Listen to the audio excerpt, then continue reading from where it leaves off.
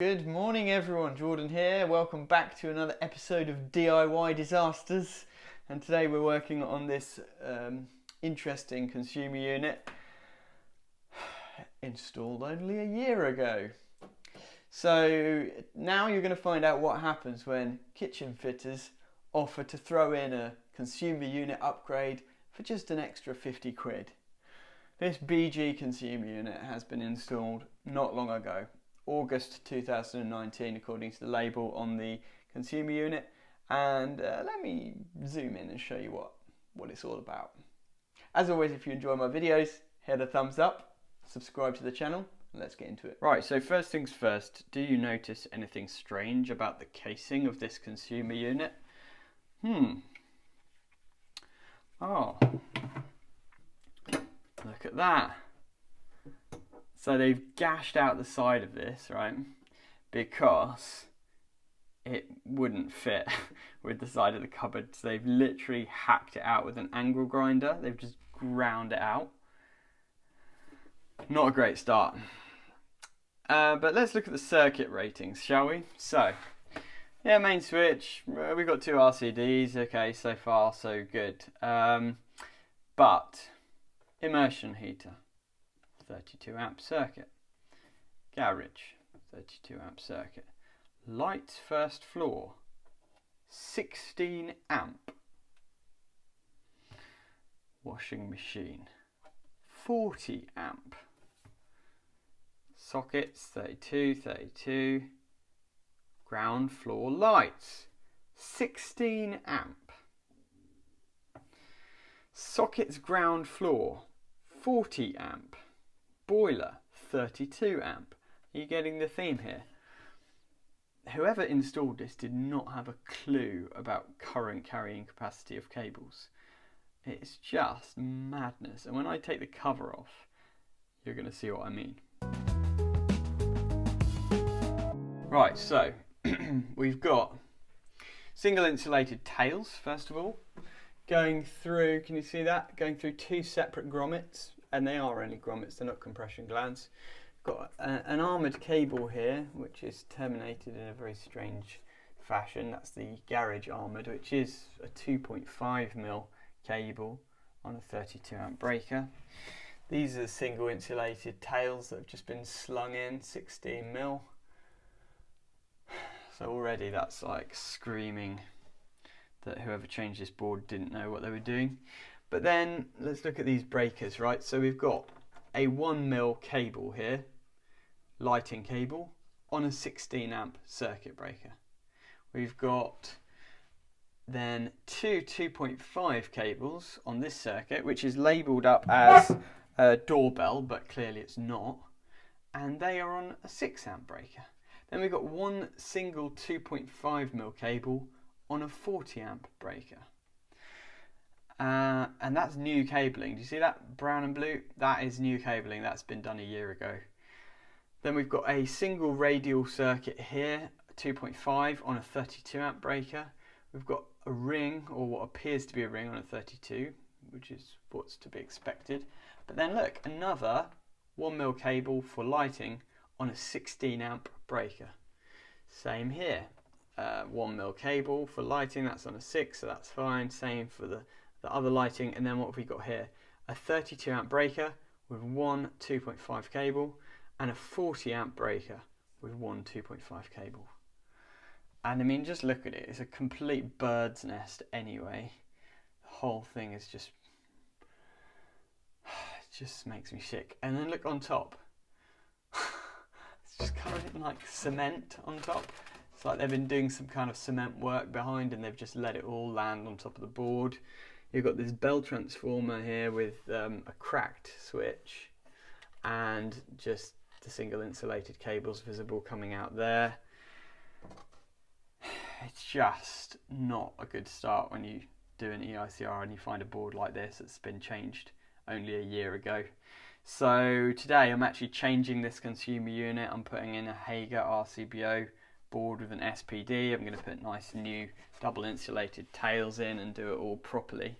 It is in this kitchen cupboard, so it's a little bit tight, but just enough space. I'm going to get rid of these because the bell's not in use anyway, and just shift it all across a bit, center it on there, put the new tails in, re-terminate that armoured cable so that everything is up to scratch and as it should be.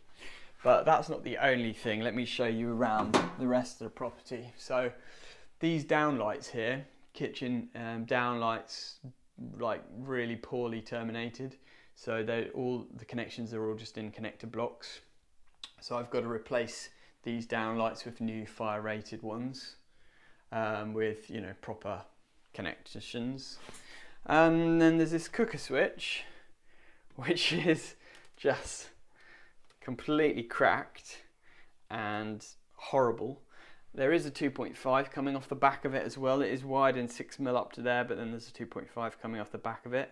So I'm going to downgrade the whole thing to a 20 amp just to protect that 2.5 cable that's not rated to be able to hold 32 amps. What else have we got? These, I mean, it's just weird how it's been done. Like that socket is on one circuit, and then that socket is on another circuit, and then that socket is on another circuit. So there's some serious kitchen fitter nightmares been going on here, I think. And then we've got metal light fittings that are not earthed. Several of these metal light fittings. I can't remember exactly which ones off the top of my head. I think probably that one and these two are not earthed. So I've got to sort that out. I mean, it's not a bad property actually. It looks quite nice. It's furnished. So it's going to be nice when it's done, but obviously somebody's just cut corners when it comes to the electrical installation, unfortunately. Upstairs I've got a light to replace which is broken. In here,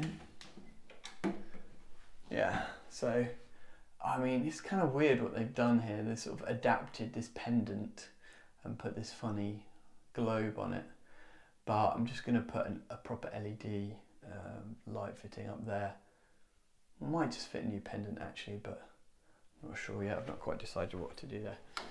I've got another similar thing here in the bathroom, but they're not doing C3s, they're only doing C2s at the moment. This is a bit weird as well how they've done the fan. They've just clipped, they've done it in flex and then they've just clipped it along up to there, and then probably they've gone up into the loft and connected it to that pull switch or something. Apart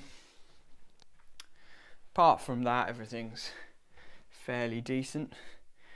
There isn't a lot of socket outlets, but it's just quite a small little property.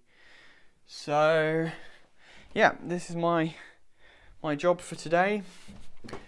Gonna jump on the consumer unit change first, get that done because that's the hardest part, to be honest, and then hopefully after that the rest of it will go fairly smoothly.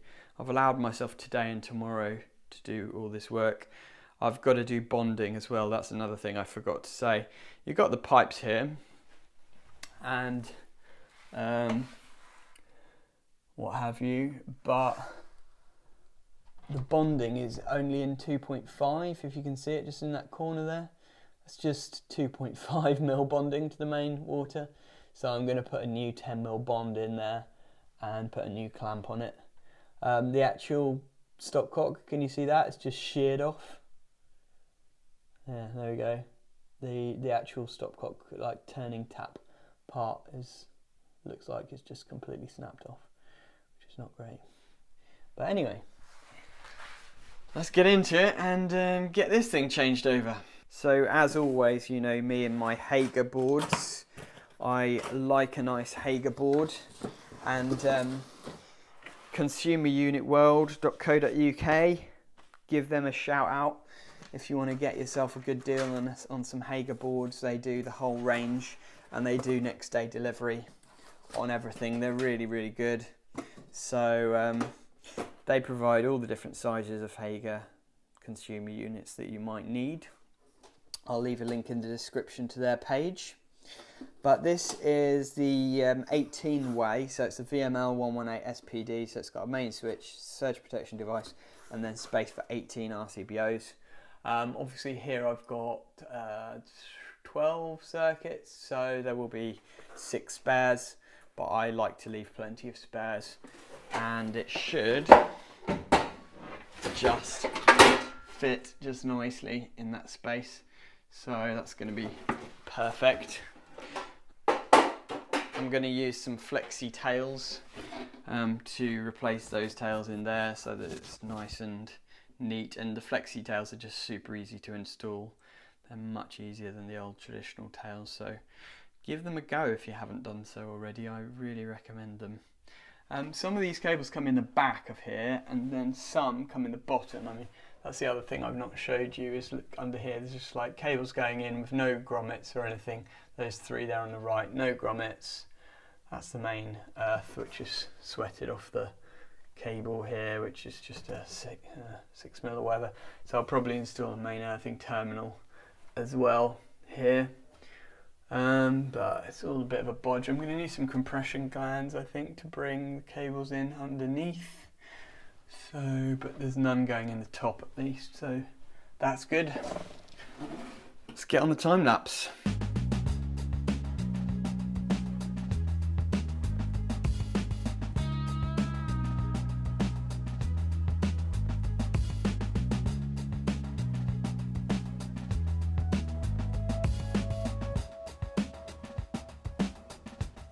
Right, so it's now possible to see the shocking way in which they brought the cables in here, you know, just metal knockouts, no grommets, nothing. And they've left the sheaths on these all the way up to the MCB almost, so there's like no play in the wires at all. Main earth here is only 6mm, maybe even 4mm actually. And then this is the main bond to the water, which is 2.5. So it's just a little bit of a bodge. But anyway, I've labelled it all up. So I've unscrewed this now, and I'm just going to pull it off the wall and get everything redone. I've got to take this off as well, but get the new board mounted up and then neatly terminate all the new cables in. I must say, there is something weirdly satisfying about stripping out somebody else's horrible work and tidying it all up and making it nice again. You know, I just don't understand how people can do jobs like this, really. How can you do a bodge job on a consumer unit? I mean, I don't get people who just don't take pride in their work. I think they must be miserable, because if you don't take pride in your work, and that's something that you do at least 5 days a week, you know, Monday to Friday, how can you take pride in your life, you know? It's like, if you're going to do something, do it properly, do it well.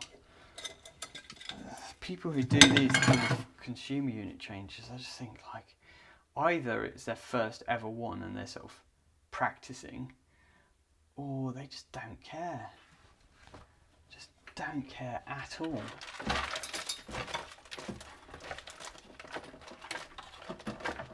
I mean, this casing of this consumer unit, anyway, it is metal, but it's completely, like, it's rubbish. Somebody contacted me the other day and said to me, can you change the consumer unit for me? He said, I've already got it, I've already ordered a BG, I've already bought a BG one. And I said to him, sorry, I don't fit BG consumer units, I refuse to fit them because the quality is so rubbish. And he was a bit upset, really. And I said, sorry, you're going to have to either find somebody who'll fit it, or, you know, feel free to contact me and I'll quote you for fitting a Hager one. But that's just my motto now, is that I don't fit junk. Because a consumer unit, it's a bit like fitting a boiler, you know, it's sort of the hub of somebody's home. And why cut corners on electrical safety, on the primary electrical safety device for your home? I mean, look at this, right? They've just like stripped that back a tiny bit there and stuck it in a Wargo to extend it. I mean, at least they knew what Wargos were, but the whole thing is just really, really demoralising to see stuff like this, really. And the reason I think it was kitchen fitters who did it was because these new cables are all for the kitchen stuff. They're for sockets, additional sockets that have been installed in the kitchen. So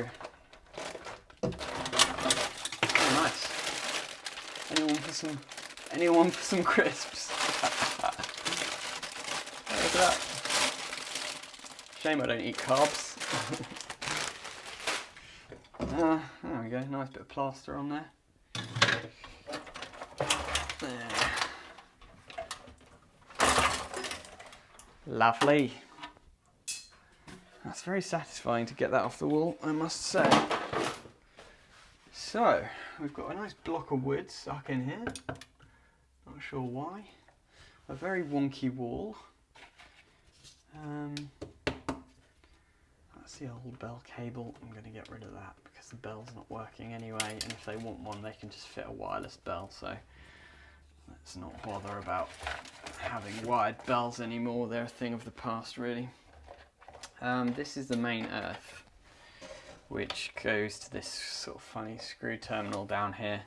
So what I'm going to do is just put a proper main earth terminal in here somewhere, probably just here, so that we've got, you know, a proper main earth block and this main earthing cable. Although it's thin and fiddly, I can't replace it, unfortunately, because it's on the DNO supply cable. But I can, you know, cut it off, put a bit of sleeving on it at least, and re-terminate it into a proper earth terminal. And then from there I can run 16mm into the consumer unit. And then for bonding, I mean, we've got the gas pipe here, so that's easy enough to do. So I'll run a 10mm bond down to the gas pipe for this.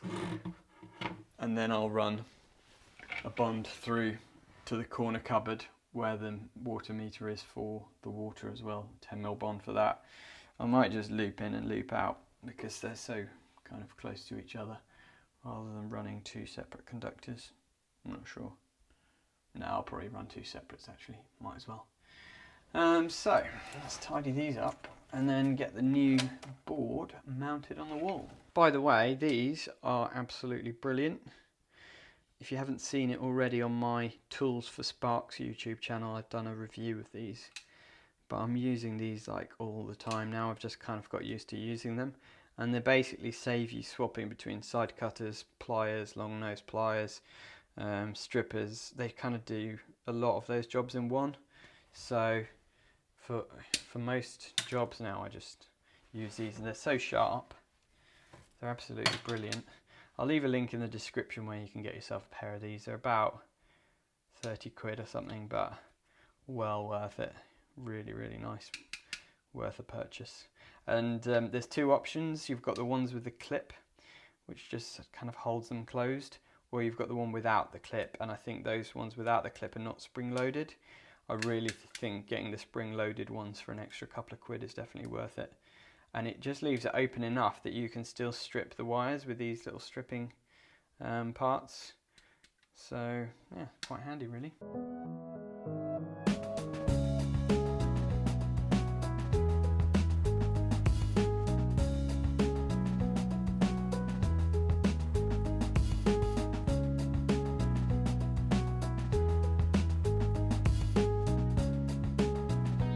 So a common misconception about the consumer units being metal is that they are fire rated.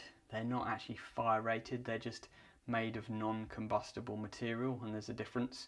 Fire rated, it would have to be an actual fire barrier that would last for a certain amount of time, but non-combustible just means that it's not plastic basically, and it won't actually burn. If it does set on fire, it won't actually burn.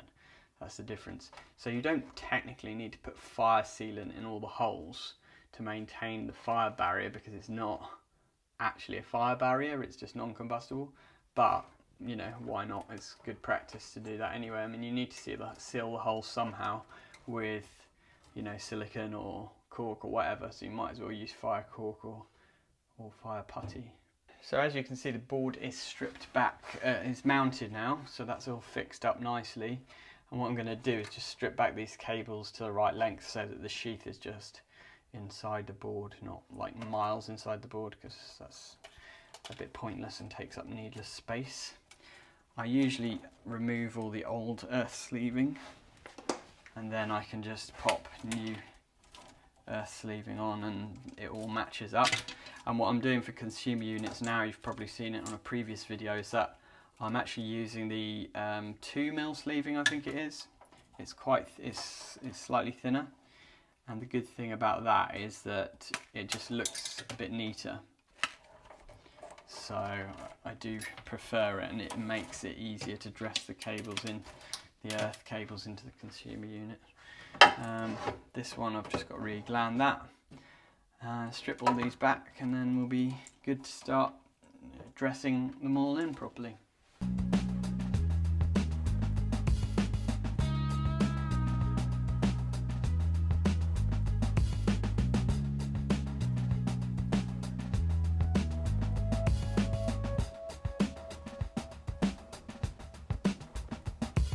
Right, so little news flash for you. I was busy there cracking on, and as always, there's an interruption. Basically, the landlady turned up. I was like right in the zone with doing the consumer unit, had my music blasting away, singing along, changing the consumer unit, whatever, and then suddenly there was this like bang, bang, bang on the door. And I opened the door, and it was the landlady, and she's like, "Oh, I'm coming to do the inventory," and blah, blah, blah. And I was just like, there was stuff everywhere, you know, because I was in the kitchen just cracking on. I had all my stuff laid out everywhere, and I had no idea that she was going to come. So it threw me a little bit, really. And then she needed to get into the kitchen to check all the pots and pans and do the inventory. And I just thought, I'm just going to get out of here and leave her to it and then come back tomorrow. So that's what I'm going to do. So stay tuned for part 2. Tomorrow. As always, thanks for watching. Hit a thumbs up if you like this video, and don't forget to subscribe to the channel and hit the notification bell if you haven't done so already, because I do post regular videos here all about the life of an electrician. Thanks for watching and have a great day.